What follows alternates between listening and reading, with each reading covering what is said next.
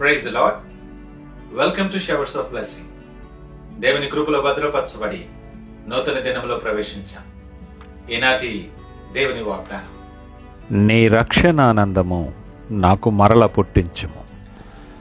Restore to me the joy of your salvation. 51వ దావీదు కీర్తన 12వ వచనం. Praise God. ఈ నూతన దినములో దేవుడు మీ కొరకు సిద్ధపరచిన దేవుని ఆకాశపు వాకిళ్ళు విప్పి మీ మీద కృంభరించునుగాక. మరి ఒక నూతన దినాన్ని ఆరంభిస్తున్న నేపథ్యంలో ప్రేమ కలిగిన వాక్యము ద్వారా మనల్ని దర్శిస్తూ ఉన్నాడు.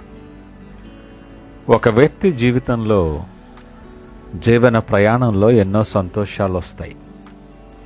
క్రొత్త ఉద్యోగం, పిల్లలు పుట్టడం, విజయమైనటువంటి ఉత్సాహాలు, అలా ఎన్నెన్నో ఈ ప్రయాణంలో మనం ఎదుర్కొంటూ ఉంటాం. కానీ ఇవన్నీ కూడా ఒకరోజు మాయమవుతాయి. రక్షణ ఆనందం మాత్రం అది శాశ్వతమని మనం గ్రహించాలి. ఇది మనల్ని లోపల నుండి బలపరుస్తుంది. నీ కష్టకాలంలో, నీ వేదనలో, నువ్వు కన్నీరు కాస్తున్న సమయంలో నిన్ను బలపరిచి నిన్ను నిలబెట్టేది ఇది. రక్షణానందం ఇది దేవుని సన్నిధిలో నువ్వు పొందుకునేటటువంటి ఆనందం. లోకాన్ని, పాపాన్ని అధిగమించేటటువంటి శక్తి ఇది. ఈ ఆనందం మనలో ఉన్నట్లయితే ఏ పరిస్థితులు మనల్ని జయించలేవు. మన మీద ఎలాంటి ప్రభావము చూపించలేవు. శత్రువు ఎవరైనా నిన్ను భయపెట్టలేడు. నిరాశ నిస్పృహలు మనలను కృంగదీయలేవు, కొలదోయలేవు. అందుకే దావీదు ఈ మాటలు రాస్తాడు, నీ సన్నిధిలో సంపూర్ణ సంతోషాలు ఉన్నాయని. ఈ వాక్యాన్ని అనేకసార్లు ధ్యానించిన మనం ఎందుకు ఈ ఆనందాన్ని పోగొట్టుకుంటాం, ఎందుకు కోల్పోతున్నామని మనం ఆలోచన చేయాలి. పాపం మొదటి కారణం. మన హృదయాన్ని భారంగా చేస్తుంది. నీ సంతోషాన్ని నీ నుండి దూరపరుస్తుంది. రెండవది నిర్లక్ష్యం. దేవునికి దూరస్థులమైపోవటానికి. ప్రార్థన ఎడల నిర్లక్ష్యం, వాక్యము ఎడల నిర్లక్ష్యం, సంఘ సహవాసం లోపించటం, ఇవన్నీ కూడా నీ ఆలోచన విధానము చేత, ఈ లోకపు పనుల చేత, ఈ లోకపు ప్రభావాల చేత నువ్వు పట్టబడి ప్రార్థనను నిర్లక్ష్యం చేస్తున్నావేమో. ఎన్నో పనులు క్రమంగా చేసే నీవు వాక్యాన్ని చదవటానికి నిర్లక్ష్యం చేస్తున్నావేమో. ప్రతిదానికి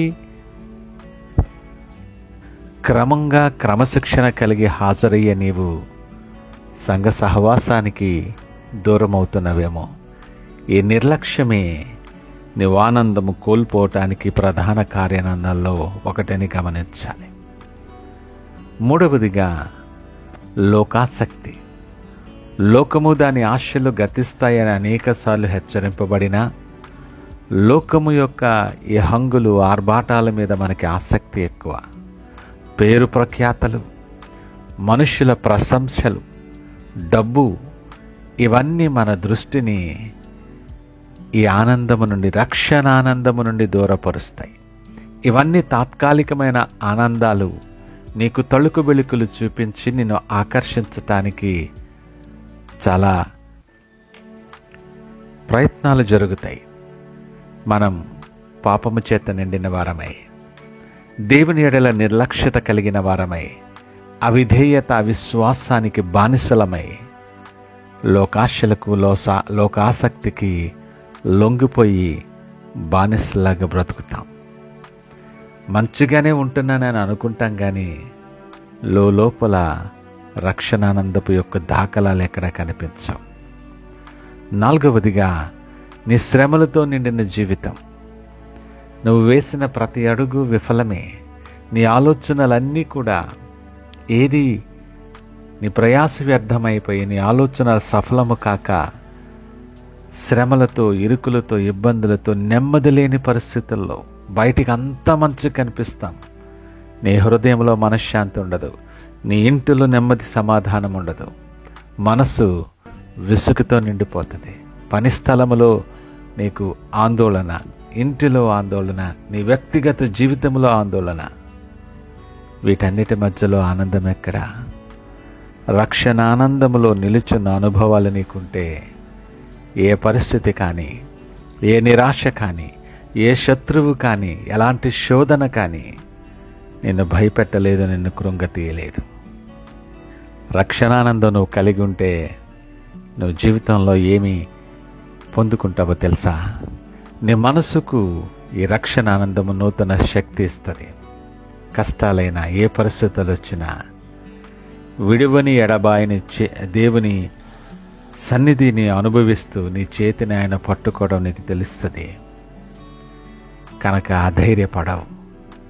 రెండవదిగా, నువ్వు సాక్ష్యంగా ఈ రక్షణ ఆనందం నిలబెడుతుంది.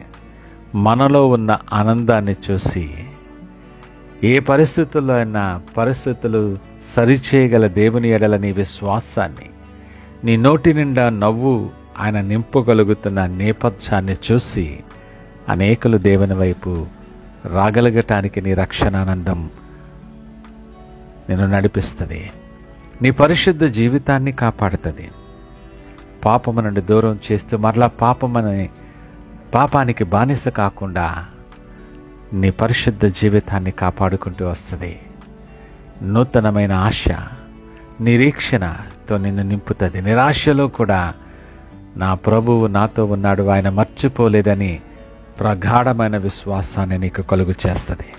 మరి రక్షణానందాన్ని పొందుకోవటానికి మనమేం చేయాలి? పశ్చాత్తాపపడి నిజమైన హృదయముతో మన తప్పులు అంగీకరించి దేవుని సన్నిధిలో పశ్చాత్తాపపడాలి. రెండవది, మాటలతో కాదు కానీ హృదయాంతరాలలోండి హృదయాన్ని దేవుని సన్నిధిలో కృమ్మరించి నువ్వు ప్రార్థన చేయాలి.